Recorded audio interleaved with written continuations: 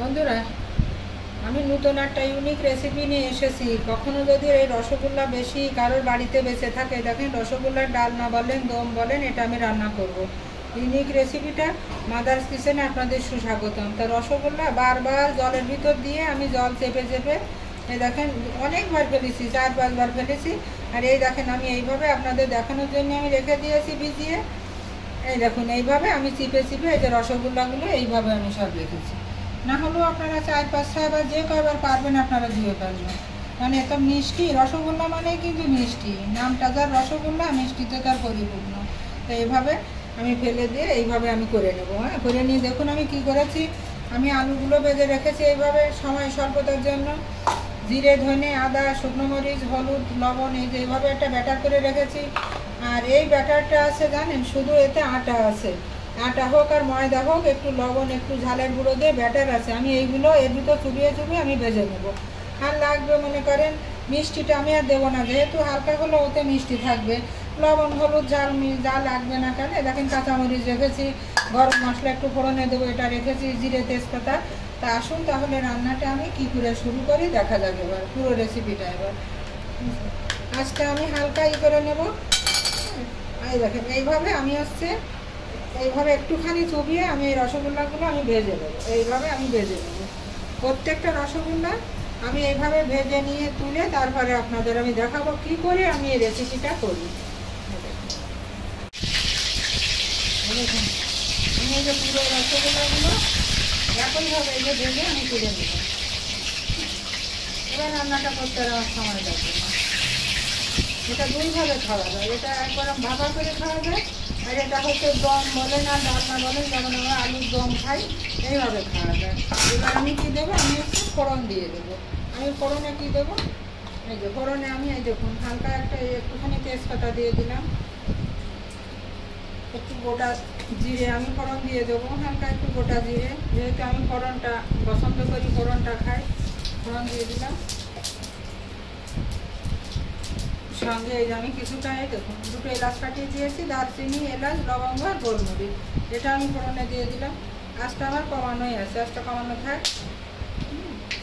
আমি এখন মশলাগুলো তো দেবো। তা মশলা দেওয়ার আগে আমি কী করবো, আমি আলুটা দিয়ে দেবো। মানে মশলা দিলেই হয়তো ছ্যান করে ফেলে উঠবে, তো ফুটে উঠবে তেলটা, তো আমি আলুটা আগে দিয়ে দেবো। আলুগুলো দিই, আর এই মিষ্টিগুলো আমি পরে দেবো, নামানোর আগে দেবো। এখন দিলে নাম করে রসগোল্লা গলে যাবে আর কি। আলুগুলো দেওয়ার পরে যখন আমি এই যে মশলা, জিরে, ধনে, আদা, হলুদ, যা কিছু আছে বাঙালিয়ানা মশলা, আমি ওটা ঢেলে দিলাম। পুরো মশলাটা আমি দিয়ে দিলাম।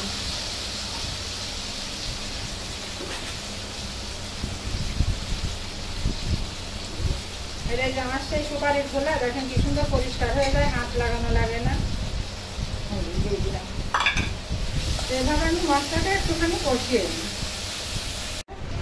কষানো কি সুন্দর, মশলাটা দিয়ে আলুটা দিয়ে কষালাম কি কারণে, আমার আলুটাও গলে গেল, মশলাটাও কষানো হয়ে গেল। দেখেন আমার আলু, তবে আলু আজকাল সব সমান না, দুটো একটা আলু সেদ্ধ হতে চায় না। এই যে আমার মশলাটা এভাবে কষানো হয়ে গেলো। এবার আমি কি করবো, যেহেতু রসগোল্লা আমি হাজার ধুয়ে ফেলি, তবুও মিষ্টির একটা প্রভাব থাকে, অনেকগুলো আমি কাঁচামরিচ দিয়ে দিলাম, অনেকগুলো দিয়ে দিলাম, মানে একটু ঝাল ঝাল ভাব আসবে। আমি অনেকবার 5-7বার ধুয়ে ফেলেছি, ধুয়ে ফেলে তারপরে আমি এই রসগোল্লার দমই বলেন আর রসগোল্লার ডালনাই বলেন। এবার আমি কি করব, মাদার্স কিচেন মানে আপনারা জানেন আমার গরম জলে রান্না হয়। তো গরম জলটা আমার এই অন্য চুলোতে দেওয়া ছিল, আমি এবার রাস্তা চড়িয়ে দিয়ে গরম জল দিয়ে দেবো। এই দেখুন অল্প অল্প করে দিয়ে আমি 2-3বার করে কষিয়ে দেবো, অল্প করে দেবো। আর আমি এইভাবে কষিয়ে দেবো মশলাটা, তাহলে আমার গ্রেভিটা বেশ স্মুথ হবে। আপনি যে পরিমাণ ঝাল মিষ্টি খাবেন, লবণ ঝাল মিষ্টি, বা যে পরিমাণ আপনার ঝোলটা লাগবে আপনি সেইভাবে আপনি দিতে পারেন। তবে ঝোলটা একটু মাখো মাখো হলে এর টেস্টটা খুব ভালো হয়। হ্যাঁ, হাঁটুর সমান ঝোল হলে তো কোনো কিছুই ভালো লাগে না। আমি আর একটুখানি ঝোল দেবো, কেন রসগোল্লাগুলোও কিন্তু আমার ঝোল টেনে নেবে। আমার আলুটা এই ঝোলটা আমার ফুটে উঠুক, কত সময় আমি একটু অপেক্ষা করি। আমার আলুগুলো সিদ্ধ, আমি কিন্তু অনেকগুলো কাঁচামরিচ দিয়েছি, অনেকগুলো শুকনো মরিচের গুঁড়ো কষানোর সময় দিয়েছে। দেখুন কত, আর আজকাল মরিচেও যেমন যেন দামের সঙ্গে ঝাল নেই। আমি এবার কী করবো, আমার এই রসগোল্লাগুলো আমি হচ্ছে একে একে এবার দেখুন আমি সব ছেড়ে দেবো। বেশি জাল দেওয়া যাবে না, অল্প ফুটাবো। দিয়ে দিলাম, দিয়ে আমি আঁচটা একটু কম দিয়ে দেবো। কত সুন্দর লাগছে। এবার আমি কি দেবো, এবার আমি দেবো হচ্ছে এর সঙ্গে ঘি দেবো আর গরম মশলা দেবো।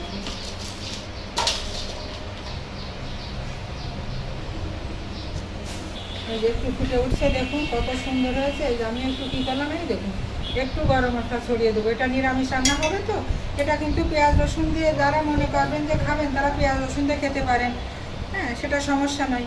আমার পেঁয়াজ রসুন দিয়ে ভালো লাগে না। আর আমি কী করবো, এই দেখুন এই যে 1 চামচ আমি ঘি ছড়িয়ে দিলাম। আমি এই ঘিটা ছড়িয়ে দিয়ে এবার আমি কী করবো, গ্যাসটা অফ করে দেবো। এই যে গ্যাসটা আমি এবার ঢাকা দেবো। লবণ মিষ্টি যে যার মতন আপনারা খাবেন, খেয়ে দেখুন। আমি একটু ঢাকা দিয়ে দিলাম, ঢাকা দিয়ে আমি অফ করে দেবো। তো আপনাদের কাছে আমার অনুরোধ, আপনারা যারা আমার ফেসবুক ফলোয়ার হননি তারা আমার পেজটা ফলো করবেন, আর যারা ফলো করেছেন তারা আমার লাইক কমেন্ট শেয়ার দিয়ে পাশে থাকবেন। আমার ইউটিউব চ্যানেলটি আছে, আপনারা সাবস্ক্রাইব করবেন, একটু ঘুরে আসবেন, দেখবেন আপনাদের ভালোই লাগবে।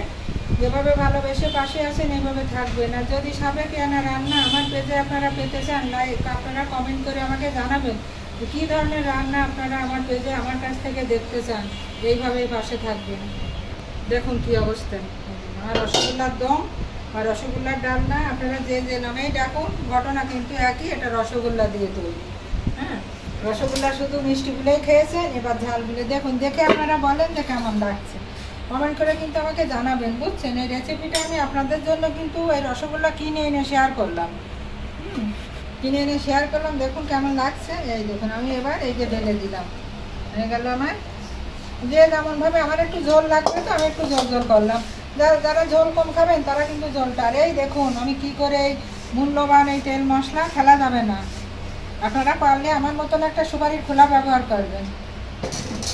দেখুন কত সুন্দর হয়ে গেল। এই দেখুন আমার রসগোল্লা দমই বলেন আর ডালনাই বলেন, প্লিজ প্লিজ আপনারা একদিনের জন্য হলেও করে খাবেন। আর ভালোই বলেন আর গালিমন্দই করেন, আমাকে কমেন্ট করে জানাবেন। যে যেমন ভালোবাসায় দেন আমি মাথা পেতে নেব। তবে সাবেকিয়ানা রেসিপিটা আপনারা শেয়ার করবেন, কমেন্ট করবেন, ভালোবেসে আমার পাশে থাকবেন।